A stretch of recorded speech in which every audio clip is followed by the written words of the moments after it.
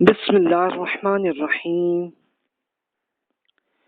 علم الفقہ میں ہم پولیٹیکل سائنس سے متعلق جو سوالات پیدا ہوتے ہیں تو اس کی ہم بات کر رہے تھے پچھلے لیکچرز میں۔ آج یہی ٹاپک ہے اور ہم اب موجودہ زمانے میں جو ایشوز سیاست سے متعلق جو چلتے ہیں تو اس میں علم الفقہ میں کیا کیا اس کے لیے اسکالرز نے جو ریسرچ کی ہے تو وہ کیا ہے۔ اب دیکھیے کہ آپ نے کسی بھی علم الفقہ کی کوئی کتاب جس میں اسپیشلی ایسا چیپٹر ہو جو سیاست سے متعلق ہے تو اس میں یہ ٹرمینالوجی آتی ہے دار الاسلام، دار الحرب، دار الکفر، اس طرح کے آتے ہیں تو یہ کیا ہے۔ پھر اس کے بعد موجودہ زمانے میں کہ جیسے یہ ووٹ ہیں تو اس میں کیا ہمارے لیے کیا حکم ہے، بھوک ہڑتال اور احتجاجی مظاہرے یہ کیا درست ہیں یا غلط ہے۔ تو یہ ٹاپک یہ ہے ہمارا۔ تائیے جناب ہم آپ کی برین سٹارمنگ کے سوالات یہی عرض کر دیتا ہوں۔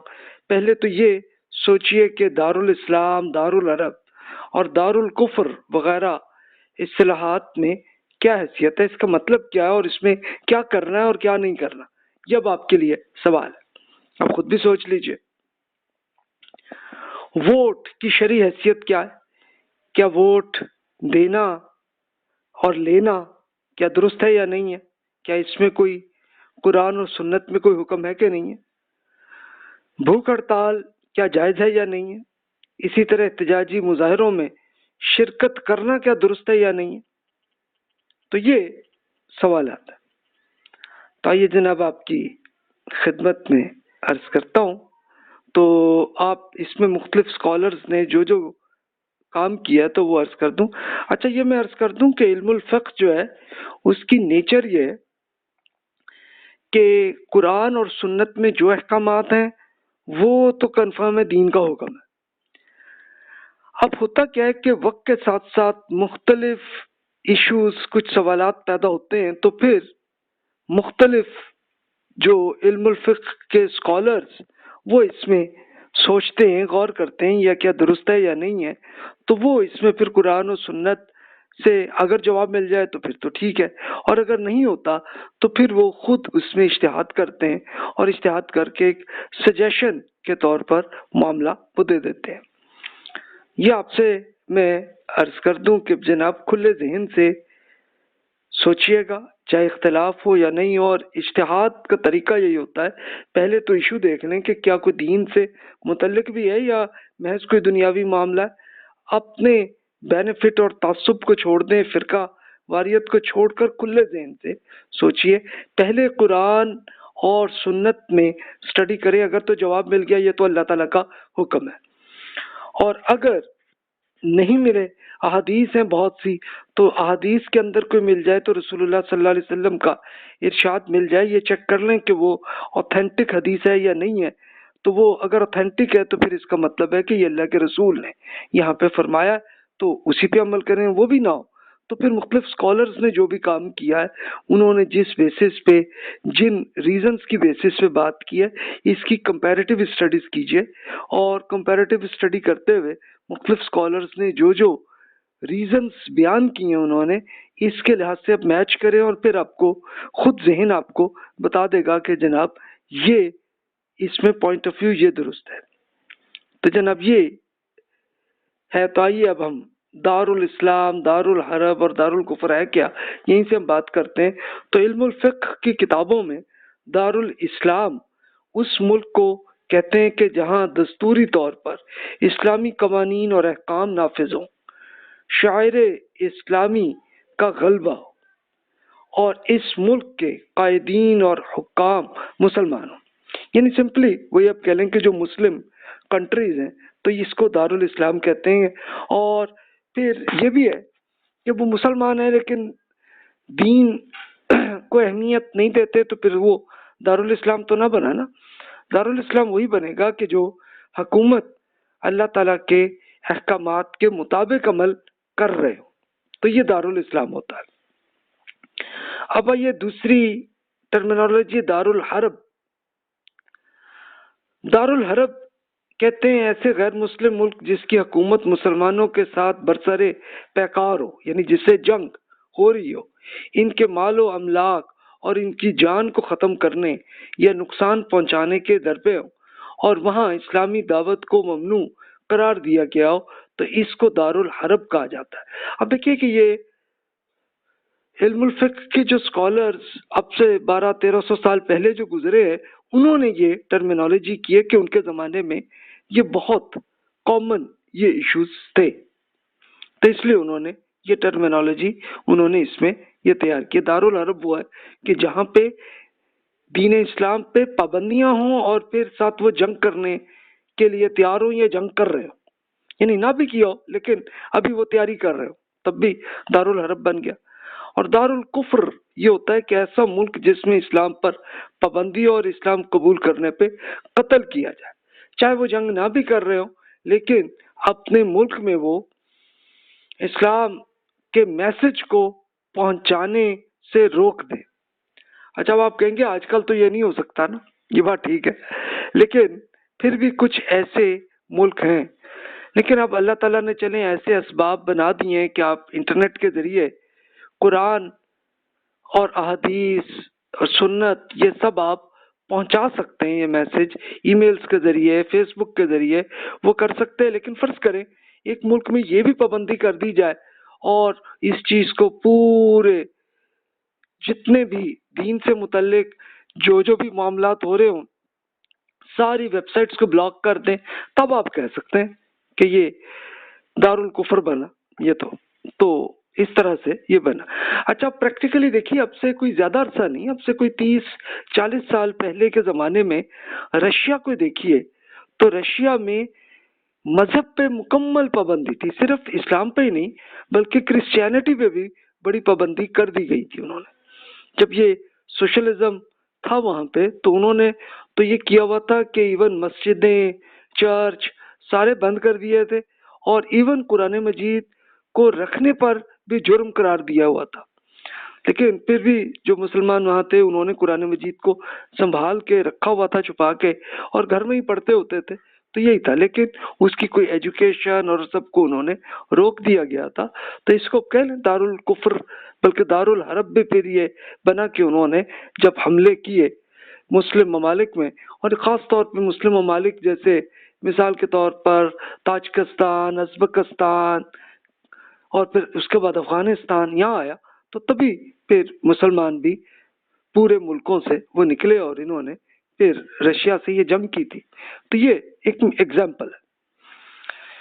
اچھا پھر ایک ٹرمینالوجی ہے دارالامن، ایسا ملک جس کی حکومت اور نظام اور انصراف غیر مسلموں کے ہاتھ میں ہو لیکن وہ مسلمانوں کے ساتھ امن کا معاہدہ کر چکی ہو، اور وہاں مسلمانوں کو شاعر اسلام بجا لانے کی آزادی ہو.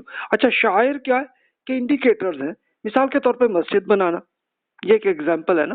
اب قرآن مجید پڑھانے کا کوئی انسٹیٹیوٹ اب بنا دیں تو یہ بھی ایک ایگزامپل ہے، شاعر ہے، ایک انڈیکیٹر ہے کہ یہاں پہ اسلام کی آزادی ہے.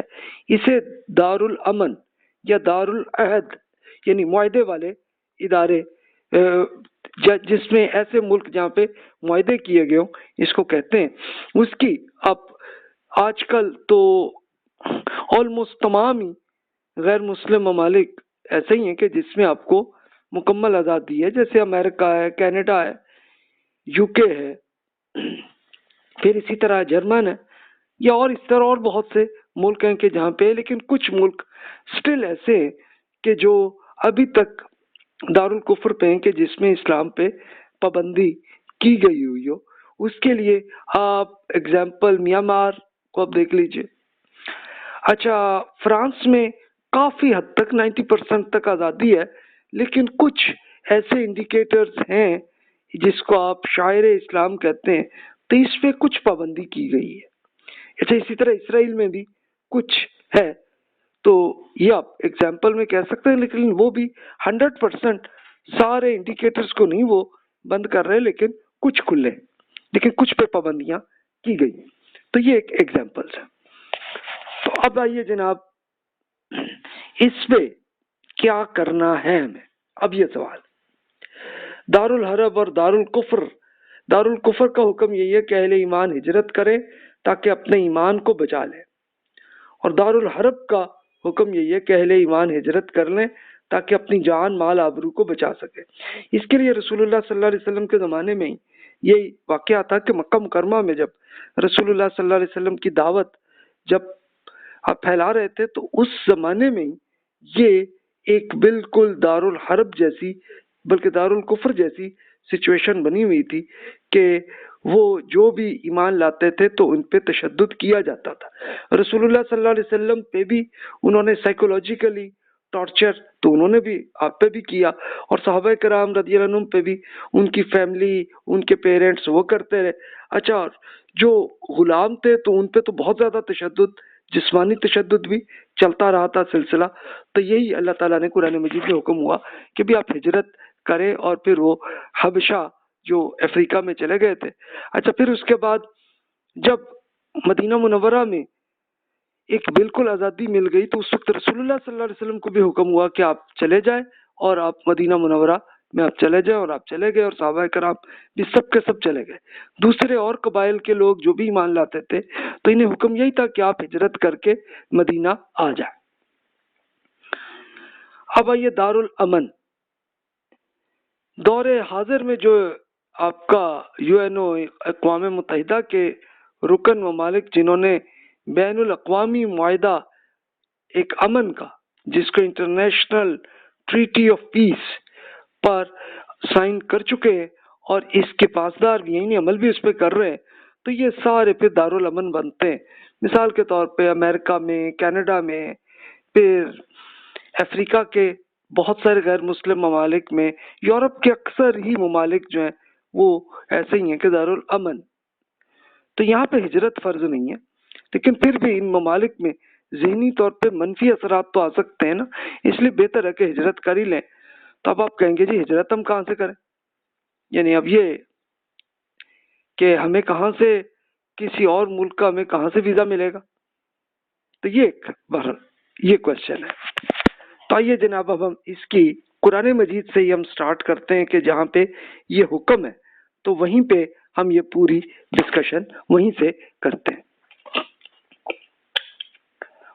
سورۃ النساء میں مثال کے طور پر یہ پورا حکم اس طرح سے ارشاد ہوا۔ یہ وہ سورۃ النساء اس زمانے کی صورت ہے کہ جب مدینہ منورہ میں رسول اللہ صلی اللہ علیہ وسلم کی حکومت بن گئی تھی اور آپ وہاں پہ پورا معاملہ، پوری دعوت پورے قبائل تک پہنچا رہے تھے۔ بسم اللہ الرحمن الرحیم۔ ان الذین توفاہم الملائکۃ ظالمی انفسہم قالوا فیم کنتم قالوا کنا مستضعفین فی الارض قالوا الم تکن ارض اللہ واسعۃ فتہاجروا فیہا فاولئک مأواہم جہنم وساءت مصیرا۔ اس موقع پر بھی کہ جو لوگ ان شہروں یا گاؤں سے نکلنے کے لیے تیار نہیں ہیں جہاں انہیں دین کے لیے ستایا جا رہا ہے، انہیں بتا دیجئے اے رسول کہ جن لوگوں کی جان فرشتے اس حال میں قبض کریں گے کہ اپنے ایمان کو خطرے میں ڈال کر وہ اپنی جان پر ظلم کر رہے تھے، تو ان سے پھر فرشتے پوچھیں گے بھی یہ تم کس حال میں پڑے رہے؟ وہ جواب دیں گے کہ جی ہم تو اس ملک میں بالکل بے بس تھے۔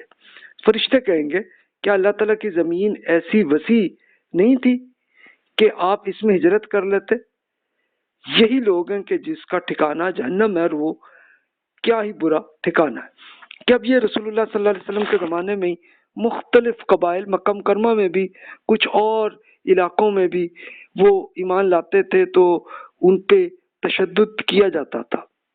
تو ان کے لیے پھر یہی اللہ تعالیٰ کا میسج آیا کہ بھی آپ کے لیے زمین کھلی ہے، آپ ہجرت کر کے مدینہ منورہ میں آ جائیں، اور یہ فرشتے بھی آپ سے یہی پوچھیں گے۔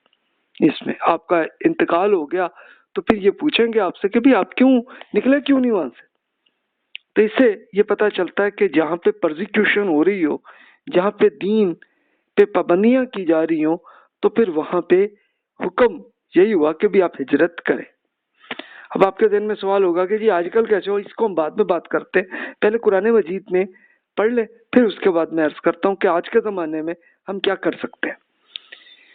اس کے بعد پھر اللہ تعالیٰ نے ایک ایکسیپشن بھی دے دی اگلی آیات میں، الا المستضعفین من الرجال والنساء والولدان لا يستطيعون حیلۃ ولا يهتدون سبیلا۔ ہاں وہ مرد، خواتین اور بچے جو فی الواقع بے بس ہیں اور نہ کوئی تدبیر کر سکتے ہیں، نہ راستہ پاتے ہیں، ان کے لیے توقع ہے کہ اللہ تعالیٰ ان سے درگزر فرمائے گا۔ فَأُولَٰئِكَ عَسَى اللَّهُ أَن يَعْفُوَ عَنْهُمْ وَكَانَ اللَّهُ عَفُوًّا غَفُورًا، بے شک اللہ تعالیٰ معاف کرنے والا اور درگزر فرمانے والا۔ تو یہ اس میں ایکسیپشن بتا دی کہ ٹھیک ہے بھی آپ لوگ ہجرت کریں، اللہ تعالیٰ نے یہ حکم دیا، رسول اللہ صلی اللہ علیہ وسلم نے سارے قبائل میں یہ میسج بھی پہنچا دیا اللہ تعالیٰ کا، تو وہ کریں۔ پھر بتا دیا کہ ٹھیک ہے بھی اگر کوئی ایسے مرد ہوں، خواتین، بچے ہوں کہ جو اس طرح سے پھنسے ہوئے ہوں کہ نکل بھی نہ سکتے ہوں، تو ان کے لیے کوئی مسئلہ نہیں، اللہ تعالیٰ سب معاف کر دے گا، کوئی ایشو نہیں، نو پرابلم۔ پھر اس کے ساتھ مزید فرمایا وَمَن يُهَاجِرْ فِي سَبِيلِ اللَّهِ يَجِدْ فِي الْأَرْضِ مراغما كثيرا وسعة ومن يخرج من بيته مهاجرا إلى الله ورسوله ثم يدركه الموت فقد وقع أجره على الله وكان الله غفورا رحيما۔ یہ لوگ گھروں سے نکلیں اور مطمئن رہیں کہ جو اللہ تعالیٰ کی راہ میں ہجرت کرے گا وہ زمین میں پناہ کے لیے بڑے ٹھکانے اور بڑی گنجائش پائے گا، اور جو اپنے گھر سے اللہ تعالیٰ اور اس کے رسول کی طرف ہجرت کے لیے نکلے پھر اسے موت بھی آ جائے تو اس کا اجر اللہ تعالیٰ کے ذمے کنفرم ہو گیا ہے، اللہ تعالیٰ بخشنے والا، اس کی شفقت ہمیشہ کے لیے۔ تو یہ اللہ تعالیٰ نے پھر رسول اللہ صلی اللہ علیہ وسلم کے زمانے میں جہاں جہاں پہ بھی پرزیکیوشن ہو رہی تھی تو ان سب کو بتا دیا کہ بھی آپ ہجرت کریں، اور بیچ میں اگر فوت بھی ہو گئی بیچ میں تب بھی اللہ تعالیٰ کے ہاں پورا اجر آپ کے لیے کنفرم ہو گیا، اور بے فکر رہیں، مدینہ میں آپ پہنچیں گے تو آپ کو ایک پورا سکون اور امن مل جائے گا۔ اور اس سے پہلے حبشہ میں جو ایریٹریا اور سوڈان کا ایریا تھا تو وہاں پہ بھی وہ گئے صحابہ کرام، اور ان کو بھی پورا امن اور سکون کے ساتھ دین پہ وہ عمل کرنے لگے تھے۔ تو یہ جب قرآن مجید نازل ہو رہا تھا تو یہ اس زمانے کی بات تھی۔ تو اب آپ کا وہی آئے گا کہ آج کل کیا ہو، تو اس کے لیے پچھلی صدی دیکھ لیجئے کہ رشیا میں جب پرزیکیوشن ہو رہی تھی، سوویت یونین میں، چائنا کے بھی علاقے میں وہاں ہو رہی تھی پرزیکیوشن، لیکن چلے پھر بھی کسی حد تک انہوں نے دین پہ کوئی ایسی پابندی نہیں کی گئی تھی۔ تو اس زمانے میں ہوا یہ کہ بہت سارے جو بھی اہل ایمان اور جو دین پر اپنے عمل کرنا چاہتے تھے تو وہ اپنے ملک میں تاجکستان، ازبکستان، کرغیزستان، ان سب ملکوں سے ہجرت کر کر کے اب ان کو جگہ پھر اللہ تعالیٰ نے بنا دی تھی، ان کے لیے بنائی۔ تو پھر کہاں ہوا معاملہ کہ مثال کے طور پر بہت سارے لوگ ہیں، خود آج کل کہ پاکستان اور انڈیا میں بہت سے لوگ ہیں کہ آپ خود اپنی سوچ سکتے ہیں، ممکن ہے کہ آپ کے دادا جی، پردادا جی وہ کہیں تاجکستان سے آئے تھے، تو وہیں سے آپ کو اندازہ ہو جائے گا کہ یہ اللہ تعالیٰ نے اس زمانے میں بھی یہ کر دیا۔ اچھا، پھر اسی طرح بہت سے لوگ، یہ میں نے پریکٹیکلی دیکھا سعودی عرب میں بہت سارے لوگ جو تاجکستان، ازبکستان کے لوگ ہیں وہ سیٹل ہیں وہاں پہ، وہ ان کو نیشنلٹی بھی مل گئی وہاں پہ، تو وہ رہ رہے ہیں وہاں پہ، تو ایسا بھی تھا۔ اچھا، اب آپ کہیں گے کہ پھر تو انڈیا سے بھی ایک بار ہجرت کی تھی 1919 میں، اور وہ افغانستان گئے تھے لیکن وہاں ان کو کوئی جگہ نہیں ملی اور وہ نکل کے آ گئے اور اپنی پوری جو کچھ بھی ان کے ایسٹ سے سب ضائع ہو گئے، اور بہت سے لوگ جاں بھاگ بھی ہو گئے۔ تو یہ معاملہ ہوا تھا، وہ ہوا تھا، لیکن یہ دیکھیے کہ انگریزوں کی حکومت جب ہو رہی تھی انڈیا میں تو ان پہ مذہبی طور پہ کوئی پابندی نہیں کی گئی تھی، یعنی مسجدیں بھی بن رہی ہیں، مدارس بھی بن رہے ہیں، وہ چل رہے تھے، بس صرف وہی معاملہ ہوتا تھا کہ بھئی آپ لوگ اپنے رہیں اس میں امن سے. ہاں اگر حکومت کے خلاف یا انگلینڈ کے خلاف کچھ کریں گے تو وہاں ایکشن ہوگا, بس اتنا ہی ہوتا تھا. تو لیکن وہ ظاہر ہے کہ یوں ہی کہہ لیں کہ ایک اجتہاد کی غلطی کچھ اسکالرس کو ہوئی تھی کہ نہیں جی یہ تو دارالحرب بن گیا, اب نکلو یہاں سے. تو وہ نکلنے کے لیے گئے تھے, لیکن اس کے بعد پھر کوئی ان کے لیے وہ پھر یہ پورا راستہ نہیں ملا. پھر یہ بھی ہوا نا پھر.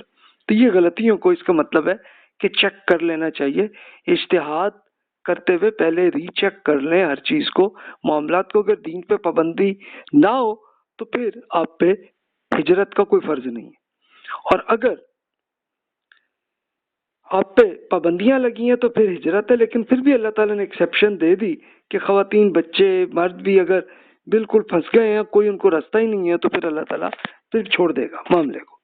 تو یہ بھی ہے. تو جناب یہ اب ہجرت کی یہ پوری بات ہے, یعنی اس کا اصول خود قرآن مجید میں مل گیا. تو بات یہ. اب آئیے ووٹ کی طرف. ووٹ کی شرعی حیثیت کیا ہے؟ اچھا